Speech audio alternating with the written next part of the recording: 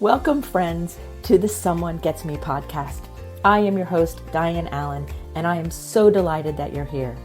This podcast was created because I believe there is a visionary leader inside each one of us who is waiting to be seen. In each episode of Someone Gets Me, you will hear useful tips from successful visionaries who will share their stories about how being seen has allowed them to take their vision out into the world with action. Hi everyone, today I'm going to talk about having fun using our coping skills. So often people think coping skills are this heavy thing that we have to learn how to do in order to manage the stress of life and figure out how to make it through. Well, I have found a way to make it all fun. Because years and years ago, my life was very heavy. I took everything seriously. I didn't feel very good most of the time. You could say I had a level of depression or existential problem, and I didn't like it. So I learned how to have fun. I learned how to have fun using the skills to cope with life's change and transitions and stress in a way that's productive. So a little story. I'm out here on my porch, and I'm compelled to do this video, not all with my dress outfits on and my makeup and everything, but to do it casually because today was one of those days where I had to use a lot of my coping skills on and off at different times for different situations. And so I thought no better time to talk about it and share with you some information that might help you than right now when I'm in it. So I'm out here on my porch, and my first coping skill is get out in nature. To come home, ground myself a little bit, relax, and then get out here in the nature. I live in Florida. It's February right now, and it's 75 degrees, and the sun is out. It's the early evening. It's beautiful right now, and connecting with nature for me really helps decompress my system. I can feel the weirdness of the day melting off of me just sitting here with you on this video. Then the next thing I do, the next coping skill I make fun is this, my tea. I made this delicious red chai tea the moment I got in the door. And the tea tastes delicious, but the warm, soothing cup and drinking it really help relax my system. And so I always say, have some nice herbal tea or something that you enjoy to drink that reminds yourself that everything is going to be okay. Yes, earlier today, technology did not work in my favor a couple times, and I didn't know if it was technology itself, if it was the issue of the computer and the scanners and things, or whether it was me not using it correctly. And my amazing assistant, she was here with me, and she could see me getting stressed, and I'm like, I don't know about this, I don't know about this. Okay, Dianne, use your coping skills, I don't know about this. And so she very gently said, shall I look at it for you? And I said, sure. Because I knew a different set of eyes would do it. And I said, I've got to not let my stress level get too high. So what did I do? I let her work on it, and I stepped aside and I walked around, and I took a few long, deep breaths, exhaling really deeply, and then inhaling and exhaling really deeply, and then inhaling and letting myself just relax. I call it kind of a decompression time. We don't have to have the burner up, and everything's okay. So in the 3 or 4 minutes that I rested and walked around, she fixed it, and everything's working fine now. And then she laughed and said, I don't even know how I did it, but it works. And that's one of her superpowers. Sometimes she can just figure things out in such a flow that we don't have to retrace the steps. So that's another coping skill, allowing someone else to help you. Because when she offered, it could have said no. But I did the right thing by allowing her to be of service and getting myself out of the stressful situation in the moment so that I could have my clarity back. So the moment it was all handled only took 3 minutes or so.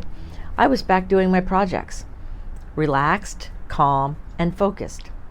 Had I not allowed her to help me, or I would have kept pushing without letting anyone in, then it could have been a much longer day. So our coping skills can be done with fun and happiness. A little while ago, right before I did this video, I took my dog for a walk. She's a 70-pound Labradoodle, and she loves to sniff and walk and talk and meet all the other dogs in the neighborhood. That's another way that I can use a coping skill of exercise and walk and breathing to help decompress the day and allow whatever happened in the stress of driving in traffic or anything to just float away. Coping skills can be fun. Yes, they can. They can bring a smile to your face, because you can know that when you're really good at coping with things, or you're really skilled at knowing when to interject for yourself, so you no longer have to go to those really big, high, stressful places. You're in charge of your life. You're in control more than you gave yourself credit for previously. And in that is a gift. Another coping skill that's really, really useful, besides the warm tea and breathing in nature, is to connect with another person or another being, another animal. Like I connect with my dog, or maybe I'll call a friend of mine.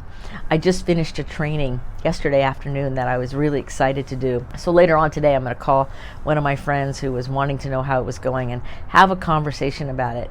So sharing the good things that we're doing, sharing the things that feel nice, sharing excitement for yourself and for others is a coping skill that not too many people pay attention to. Yes, we need to breathe from our diaphragm and refocus our thinking. And wherever we place our energy is where we get more of it. So I like to look at what's exciting and what's good and what's worked really, really well, and then magnify that, breathe into that. So today I will call a couple of my friends and tell them all about this great training I finished and how wonderful I feel about it. And they'll be excited because they were rooting me on. And then I will ask them, what neat things have happened for you? What good things have happened for you today? Or maybe yesterday? What is happening in your life that is wonderful?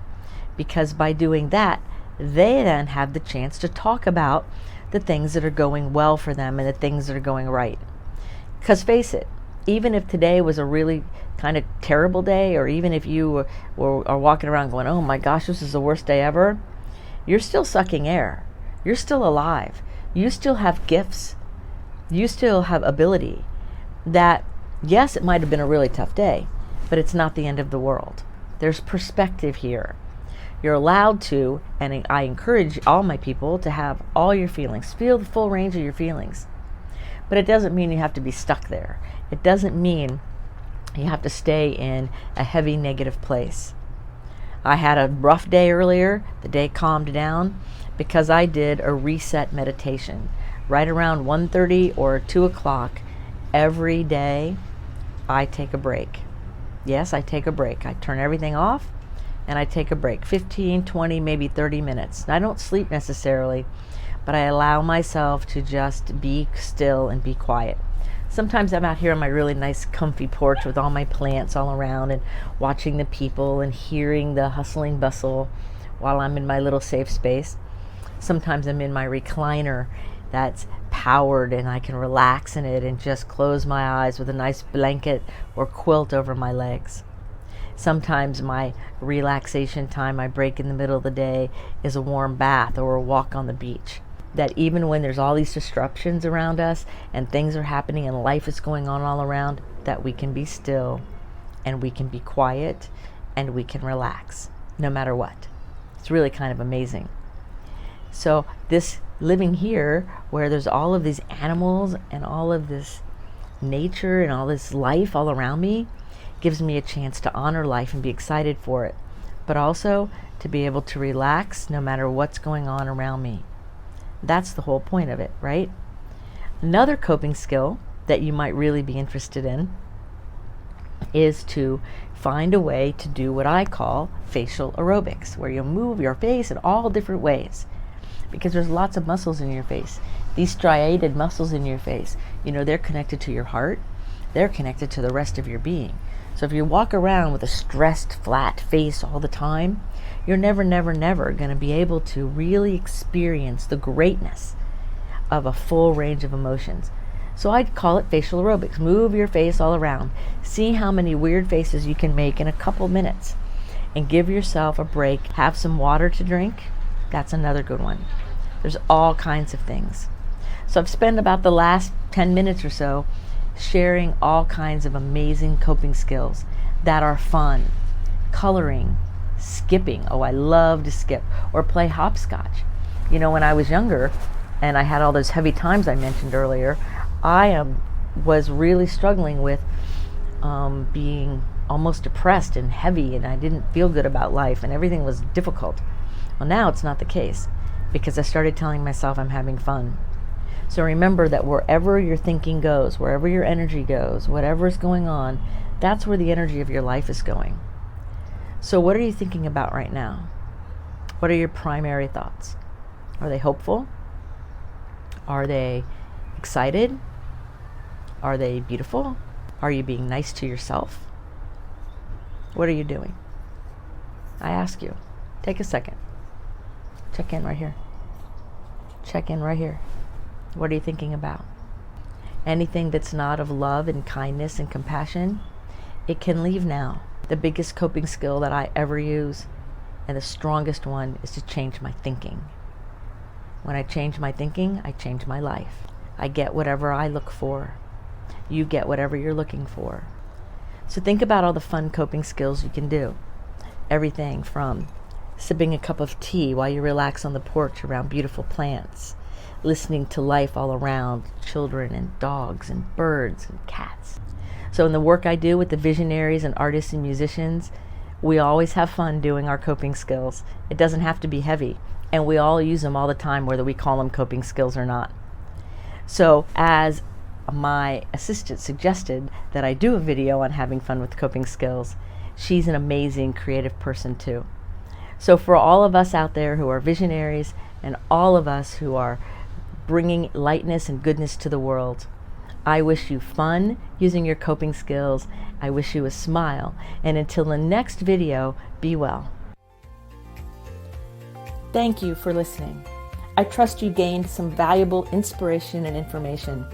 Please join me and other visionaries in the Someone Gets Me Facebook group.